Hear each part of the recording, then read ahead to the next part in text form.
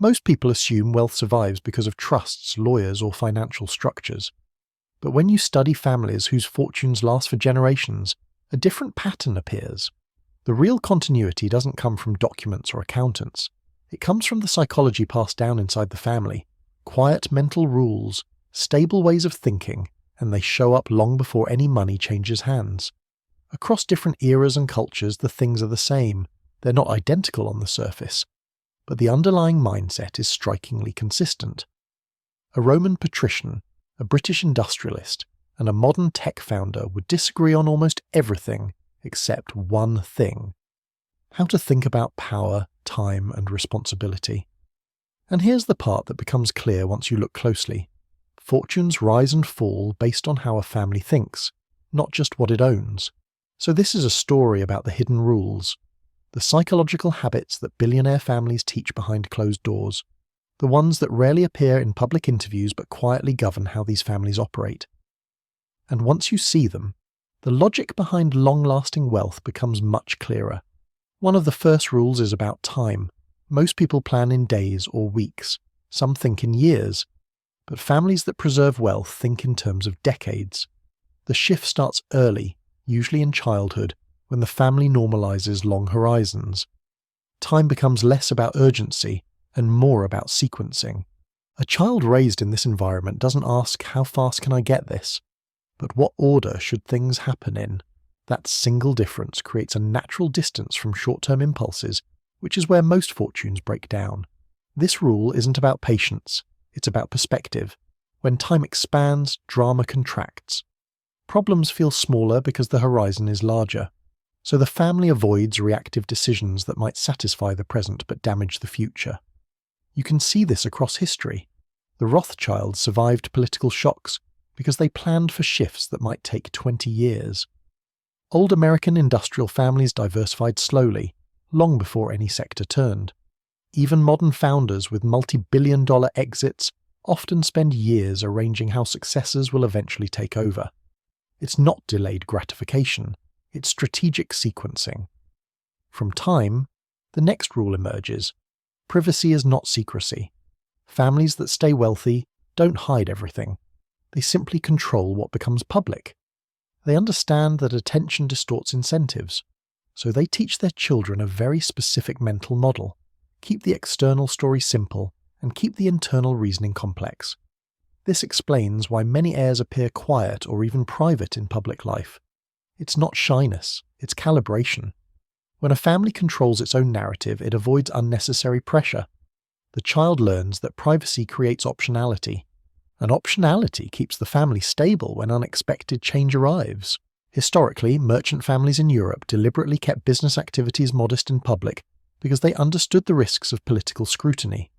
Today, many tech founders limit public statements because they know that visibility can complicate strategic decisions. The psychological pattern is the same across centuries. Wealthy families cultivate a risk barbell in their thinking. In public, they appear careful and even conservative, but inside the family they encourage calculated boldness. Children are taught that safety and aggression are not opposites. They are partners. You maintain stability in the core and take bold bets on the frontier. This isn't a financial strategy as much as a mental one. A child learns that the purpose of a stable base isn't comfort. It's the freedom to explore uncertain opportunities. Historically, shipping dynasties invested in some of the riskiest voyages because their core income streams were already fortified. Modern venture-oriented families often protect long-term assets, while encouraging younger members to attempt projects with uncertain outcomes. The logic is always the same. Preserve the base, experiment on the edges. This mindset turns uncertainty from a threat into a resource. From risk, the next psychological rule naturally follows.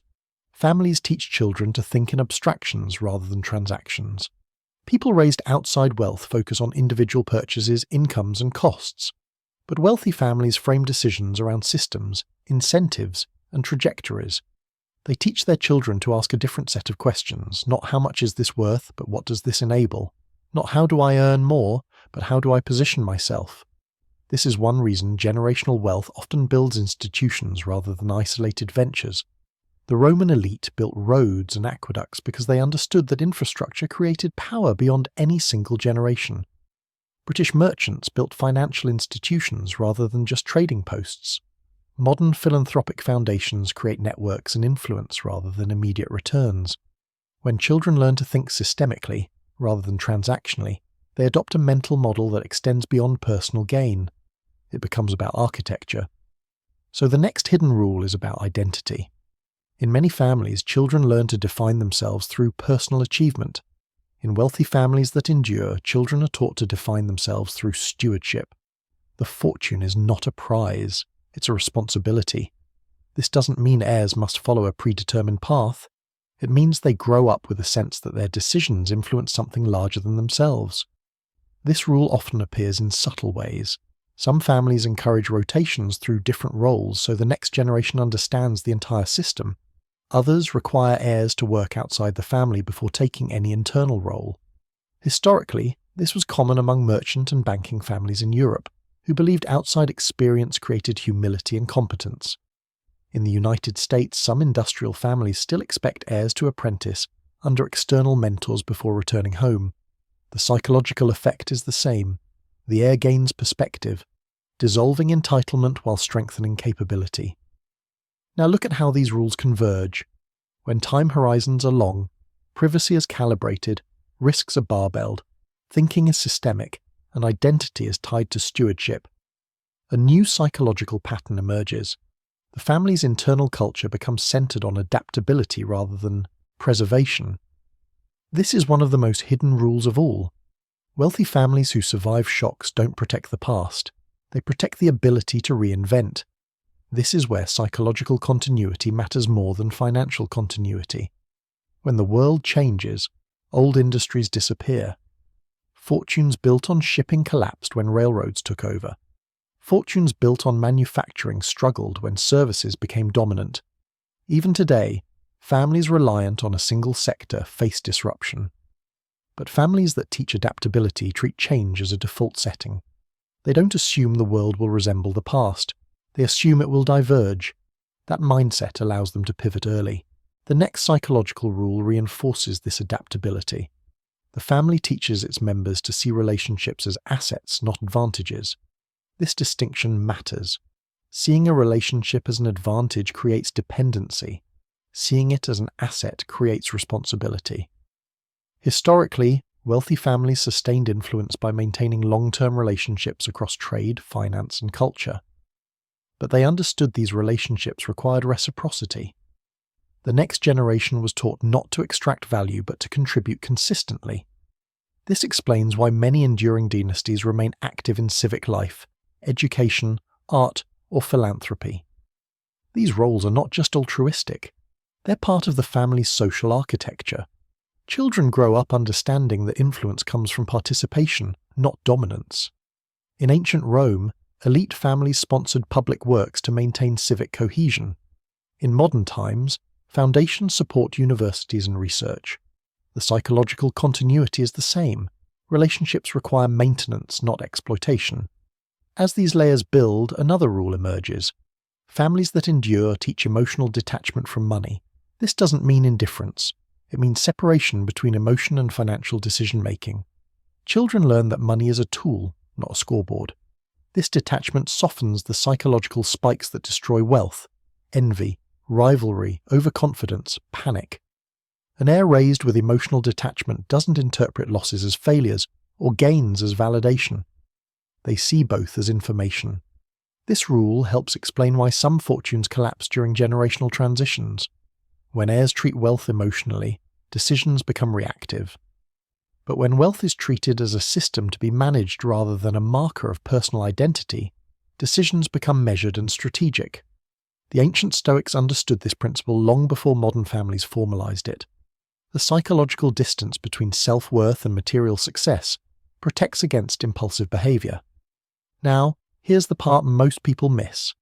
All these psychological rules depend on one final principle: internal clarity. Families that survive across generations have extremely clear internal expectations. The clarity isn't public, it's internal. Children grow up knowing what the family stands for, how decisions are made, and what responsibilities eventually fall to them. This clarity reduces internal conflict.